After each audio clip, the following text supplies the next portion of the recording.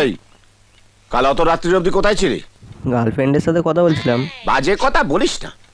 কাল অন্তত সন্ধ্যেবেলা 3বার তোর ঘরে গেছি, একবারও দেখিনি। আমি পায়েল গেমিং এর সাথে কথা বলতে বলতে ঘুমিয়ে পড়েছিলাম। তারপর যা একটা স্বপ্ন দেখলাম না, মালের স্বপ্ন নিশ্চয়ই।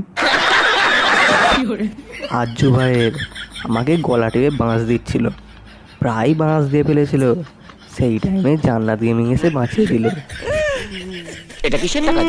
টপাবের টপ আপের 100 টাকা? আমার বাপ আমাকে 1 টাকা দিত। সব বাবা কি এক হয় নাকি? কত রকমের বাবা আছে তুমি জানো? কত রকমের বাবা মান? গোপালের বাবা ওরা আগের জন্মদিনে গেম খেলার জন্য একটা আইফোন কিনে দিয়েছিল, আর তুমি আজ পর্যন্ত একটা আইফোন কেন, একটা ছাইয়া ফোনও কিনে দাওনি।